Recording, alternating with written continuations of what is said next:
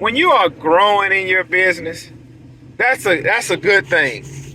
Some people want to see you grow as long as it don't exceed their expectations of what it is you can become. Now, I'm gonna break this down. Remember I told y'all, when you start a business, you're not gonna end your business with the people you started out with. Like I've heard people say, we need to be grateful for the people that got you to where you are at. Look, let's be real.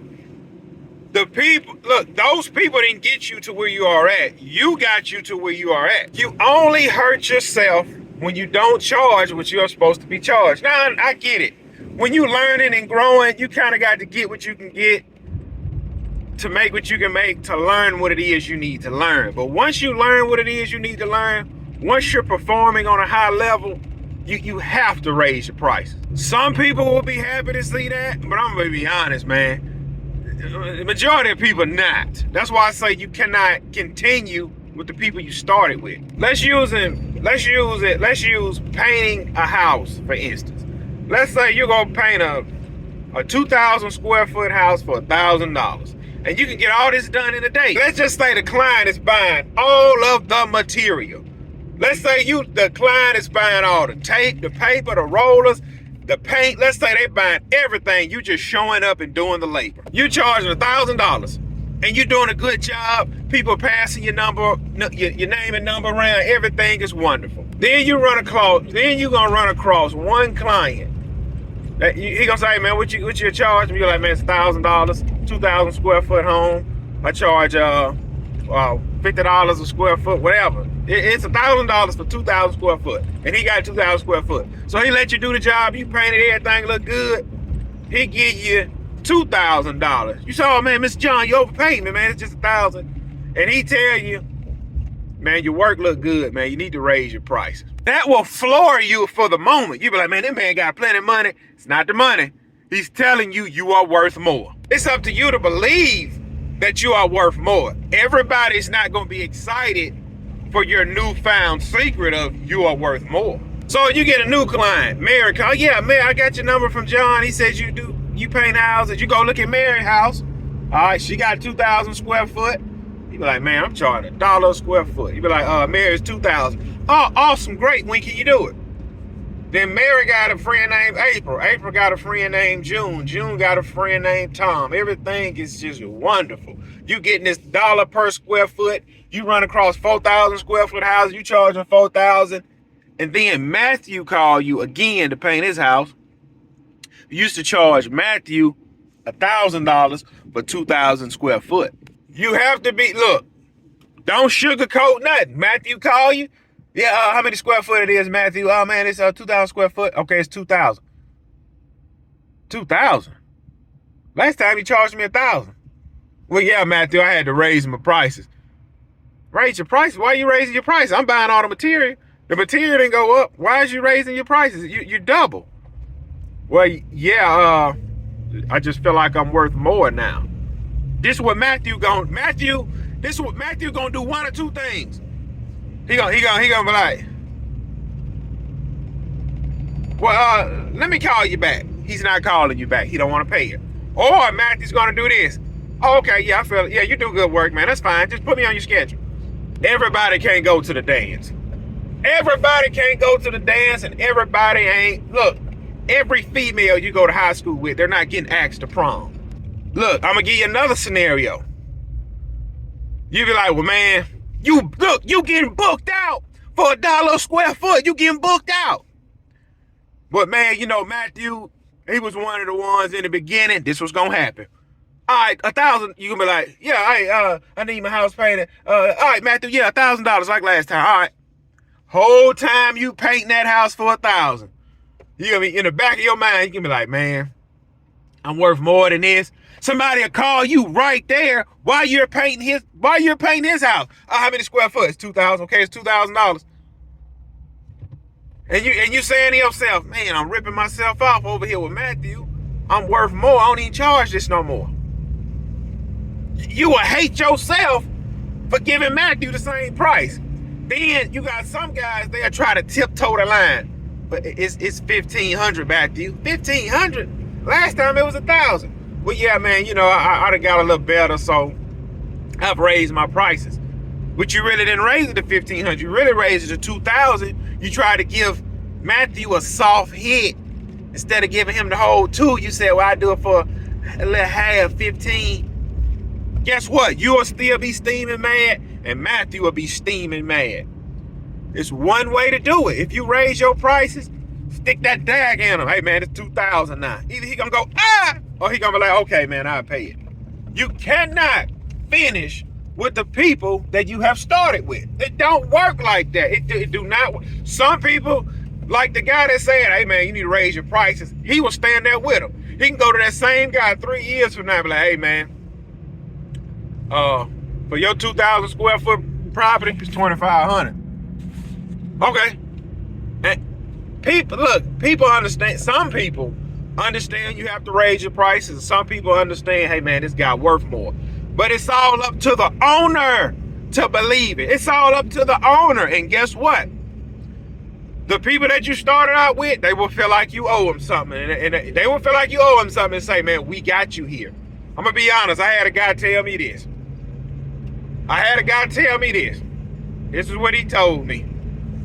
He said, man, you cannot overlook the people that helped you get to those high-paying clients. But whenever those high-paying clients get rid of you, the guys at the bottom will consider if we want to take you back on. You see what that guy's not understanding? What that guy don't understand, there's no client to tell me, hey, go back to the bottom, we're through with you. It don't work. It's all about the owner's mindset on what he want to charge and certain neighborhoods he want to be in. Why are you cutting grass in the projects, man? Why are you trying to do landscape work in the projects? Why are you trying to fertilize the grass in the projects? No, I'm going to go over here to these subdivisions, these homeowners who want a nice yard. So let me guess. It's 3 groups of people. It's the people at the bottom, the people in the middle, and the people at the top. So let me guess, when you pleaded your case to start your business, you went to the people at the bottom. And they said, we will give you a try. Well, they was impressed with your work. So about a year go by, the people at the bottom and the people in the middle had a meet. They say, hey, look, Gibson starting a lawn service. He cutting for $40. We want to hand him to y'all since he do so good of a job. They said, okay, we will give him a try. So somebody made a deal to pass my number and my info to the people in the middle. This was nothing of my own that I done. The only thing I did was spend thousands on equipment and develop the skill. Well, Gibson, us at the bottom, you developed your skill with. So what in the world was that? So we passed your number to the people at the middle. And the people at the middle made a decision and said, we will fine tune his skills a little bit more. And so another year, I'm still working for the people at the bottom. I'm working for the people in the middle. And then the people in the middle had a meeting with the people at the top. And the people at the middle told the people at the top, Gibson is cutting grass for $50. You should give him a try. And they said, we will take Gibson on and we will fine tune his skills a little bit more. And so then a year go past. I'm cutting the people at the bottom. I'm cutting the people at the middle. And I'm cutting the people at the top. And then I have somebody say, Gibson, raise your price. You're worth more. And so then I raise my prices. And now I'm only maintaining a certain level of clients. So I tell the people at the bottom, hey, listen, I can no longer cut for $40. It's $70 now. See, no, no, we ain't paying that, man. You used to do it for $40, keep doing it for $40. Well, no, I don't want to cut grass for $40 no more. I want $70, take it or leave it. You see, we helped you get started. Did you go half on the equipment? No, we helped you get started. We passed your phone number around. Oh, but did you help me do any of the work in the heat? If it wasn't for us, you wouldn't have a business. That's how that works. If it wasn't for us, we wouldn't have recommended you to so many people. You see, people like this is what you're called entitled. They think you owe them something.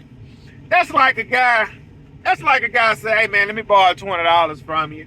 I'm about to go play the lottery. You give him $20 and he hit for 900 million.